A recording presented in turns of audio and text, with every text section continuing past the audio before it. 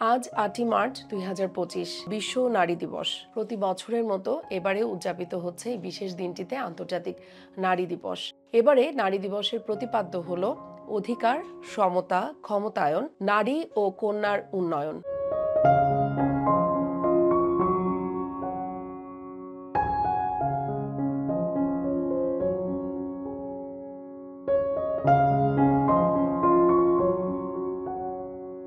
দর্শক শ্রোতা, আমি doctor Jayashree Saha, associate professor হিসেবে অবস গাইনি বিভাগ, পপুলার মেডিকেল কলেজে কর্মরত আছি। যারা আজকে আমার কথা শুনছেন বা দেখছেন তাদের সবাইকে নারী দিবসের শুভেচ্ছা। আসলে নারীর ক্ষমতায়ন, নারীর সমতা, বিভিন্ন ক্ষেত্রে নারীর পদচারণা এবং তাদের জন্য সম অধিকার প্রতিষ্ঠা, এগুলোই আসলে এই বিশেষ দিনটিতে বিশেষভাবে মনে করার জন্য আলাদাভাবে দিনটিকে সেলিব্রেট করা হয় বা উদযাপন করা হয়। নারীদের স্বাস্থ্য খাতের ব্যাপারে যদি একটু নজর দেই, তাহলে আমরা দেখতে পাবো অনেক ক্ষেত্রেই তারা কিন্তু সুযোগটি পান না। অনেক সময় দেখা যায় বাড়ির লোকজন হয়তো বা ব্যাপারগুলোকে খুব বেশি গুরুত্ব দিতে চান না। হয়তো প্রথমবারের মতো কনসিভ করার পরে মেয়েটি প্রথম আসে একজন বিশেষজ্ঞ ডাক্তারের কাছে পরামর্শ নিতে, তখন হয়তো তার বিভিন্ন সমস্যাগুলো সে আমাদের সাথে খোলামেলা কথা বলে, আলোচনা করে বুঝতে পারে যে কোনটা আসলে স্বাভাবিক আর কোনটা অস্বাভাবিক। নারীদের জীবনের বিভিন্ন ধাপের মধ্যে একটি ধাপ হলো ম্যানোপজ। ম্যানোপজ মানে হলো যখন একটি মেয়ের বা মহিলার একাধারে ৬ মাস থেকে ১ বছর মাসিক বন্ধ থাকে, তখন আমরা আসলে এই অধ্যায়টিকে বলি ম্যানোপজ। ম্যানোপজের সময়টাতেও কিন্তু দেখা যায় অনেকেই এটা যে তার জীবনের একটা স্বাভাবিক পরিবর্তন বা অনেক সমস্যা যেটা কিনা তার বাড়ির লোকজনের সাথে শেয়ার করবেন কিনা বা করলে আসলে সেটা ডাক্তারের কাছে যাওয়ার প্রয়োজন আছে কিনা সেটা বুঝতে বুঝতেই অনেকটা সময় পেরিয়ে যায়। ম্যানোপজ আসলে মহিলাদের জীবনে একটি বিশেষ অধ্যায়।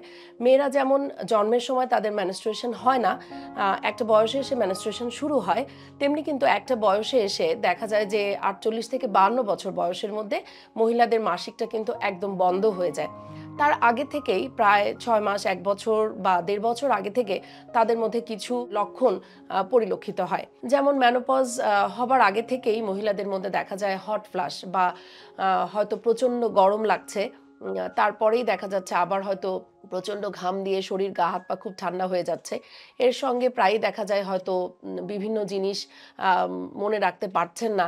হয়তো মাথায় চশমাটা রেখেই সারা বাড়ি খুঁজে বেড়াচ্ছেন চশমাটা কোথায় রাখলাম, বা আলমারির চাবিটা খুঁজে পাওয়া যাচ্ছে না। এই ধরনের টুকটাক বা মেজাজটা খিটখিটে হয়ে যাওয়া, বাড়ির লোকজনের সাথে অযথা চিৎকার চেঁচামেচি বা রাগারাগি করা, এগুলো কিন্তু আসলে এই মেনোপজ বা পেরিমেনোপজাল মহিলাদের মধ্যে আমরা দেখতে পাই। এছাড়াও এই সময়ে দেখা যায় যে প্রস্রাবের কিছু সমস্যা হয়, দেখা যায় ঘন ঘন প্রস্রাব হয়, অনেকের প্রস্রাবে ইনফেকশনের মাত্রা বেড়ে যায়, অনেক ক্ষেত্রে দেখা যায় প্রস্রাব ধরে রাখতে পারেন না অনেকে। এই ধরনের সমস্যাগুলো কিন্তু ইস্ট্রোজেন নামক যে হরমোনটা মহিলাদের শরীরে সারা বছর থাকে কিন্তু এই মেনোপজের সময় বা মেনোপজের পরে এসে কমে যায়, এফএসএইচ নামক একটা হরমোন শরীরে বাড়তে থাকে, যার জন্য এই সমস্যাগুলো আসলে মেয়েদের হয়। এছাড়াও এই মেনোপজের সময়ে মহিলাদের কিছু স্বাস্থ্য ঝুঁকি বেড়ে যায়, যেমন হলো অস্টিওপোরোসিস বা বিভিন্ন ক্যান্সার, যেমন ব্রেস্ট ক্যান্সার অথবা জরায়ুর ক্যান্সার অথবা তার হার্ট ডিজিজগুলো হবার প্রবণতাও কিন্তু বাড়তে থাকে। কিন্তু এই মেনোপজ হওয়া মানেই যে একটা নারীর জীবনে সবকিছু শেষ হয়ে যাচ্ছে বা ফুরিয়ে যাচ্ছে, ব্যাপারটা তা না। বিভিন্ন ভ্রান্ত ধারণা প্রচলিত আছে যে মেনোপজ হলেই মনে হয় জীবনের সবকিছু শেষ হয়ে যাচ্ছে, সে তার অনেক অ্যাক্টিভিটিস বা কাজের মধ্যে সে আর যেতে পারবে না, অথবা তার রেগুলার লাইফটা বোধহয় হ্যাম্পার হবে। এটা কিন্তু একেবারেই ভুল কথা। আমরা যদি আসলে এই সময়ে তাকে একটু সাপোর্ট দেই, বিশেষ করে তার পাশের মানুষটি, তার হাজব্যান্ড অথবা তার লাইফ পার্টনার এবং সঙ্গে সঙ্গে বাড়িতে আর যারা সদস্য আছেন সবাই যদি ব্যাপারটাকে একটু অ্যাকসেপ্ট করে নেয়, যেমন এই সময়টাতে তার একটু গরম লাগছে, সে চাইলেই মানে এসি বা ফ্যান ব্যবহার করতে পারে, তার সঙ্গে সে সুতি কাপড় চোপড় পরতে পারে, একদম ডিরেক্ট চুলার কাছে না গিয়ে কেউ যদি তাকে এটা সাবস্টিটিউট একটা জায়গা করে দেয়, তাহলেই কিন্তু সে ভালো থাকতে পারে। রেগুলার কিছু খাবার তার জন্য নির্ধারণ করে দেওয়া, যেমন হচ্ছে ক্যালসিয়াম, ভিটামিন ডি সমৃদ্ধ খাবারগুলো নিয়মিত খাওয়া। ইউরিনারি কিছু প্রবলেম এই সময় মেয়েদের হতে পারে, সেই সময়টাতে স্পেশালি একজন ডক্টরের কাছে চেক আপে যাওয়া, বা তার এই সময় অস্টিওপোরোসিসের একটা ঝুঁকি বেড়ে যায়, তাই বলে যে সে আসলে কোথাও ঘুরতে বেড়াতে যেতে পারবে না বা তার পক্ষে আসলে লম্বা জার্নি করা পসিবল না, এগুলো কিন্তু ঠিক না। এই সময় আমরা যেটা করতে পারি, তার আসলে ক্যালসিয়াম বা ভিটামিন ডি এই টেস্টগুলো করাতে পারি।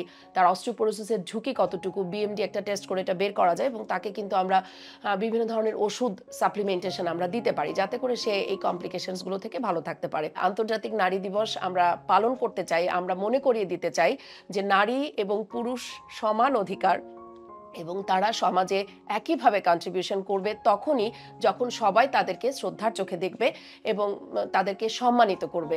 আমরা চাই একটা নিরাপদ পরিবেশ যেখানে মেয়েরা সর্বোচ্চ মেধার বিকাশ ঘটিয়ে তারা এমনভাবে কাজ করবে যেখানে রাত বাড়লে মাদেরকে চিন্তা করতে হবে না যে মেয়ে কখন ঘরে ফিরবে অথবা নিরাপদে ফিরবে কিনা। এরকম একটা পরিবেশে আসলে আমরা কাজ করতে চাই যেখানে ছেলেদের জন্য যেমন মায়ের টেনশন করতে হবে না, মেয়েদের জন্য মায়েদের টেনশন করতে হবে না, কোচিংয়ের বাইরে গিয়ে দীর্ঘ লাইনে দাঁড়িয়ে থাকতে হবে না, মেয়েকে একা একাই ছেড়ে দেওয়া যাবে তার স্কুল বা কলেজের জন্য, সে নিরাপদে বাড়ি ফিরবে, রাস্তাঘাটে বাসে রেলে মেয়েদেরকে অ্যাবিউজ হতে হবে না। এরকম একটা পরিবেশ আমরা চাই। ধন্যবাদ সবাইকে।